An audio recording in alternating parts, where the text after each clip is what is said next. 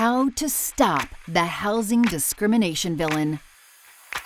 Not all superheroes wear capes, but every child care provider is a superhero. They help parents live their busy lives. They encourage children to grow stronger each day, and they do all of this while taking care of their own families. But it's not always easy. Family child care providers are challenged every day by housing discrimination.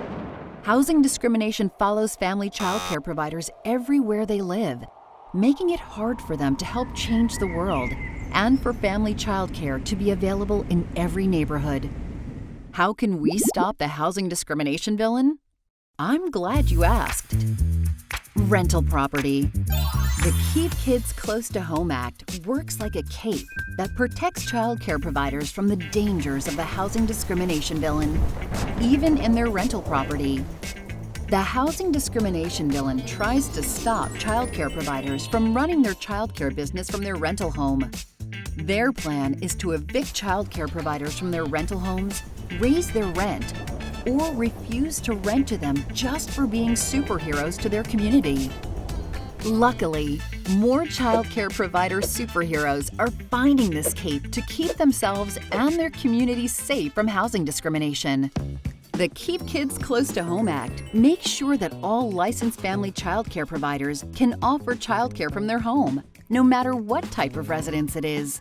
What else does this cape do? Let me show you. Cities and counties. One thing is for certain, the housing discrimination villain travels to every city and county in California. Housing discrimination invents rules in cities and counties that stop child care providers from being superheroes in their communities.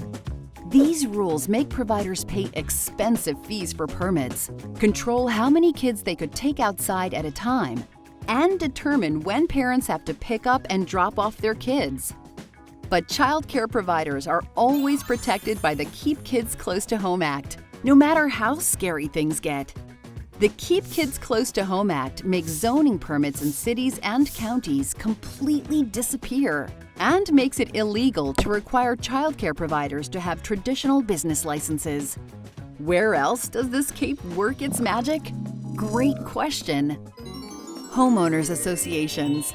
Some child care providers live in homes that are part of homeowners associations.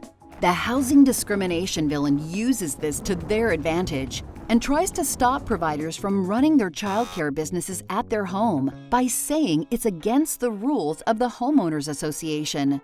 They tried to prevent child care providers from living there in the first place or get providers to sign a contract promising not to be a superhero from their home. But you guessed it. The Keep Kids Close to Home Act protects child care providers from housing discrimination inside homeowners associations. A superhero's best asset is their cape because it protects them anywhere they go so they can continue to help children and families be strong and healthy.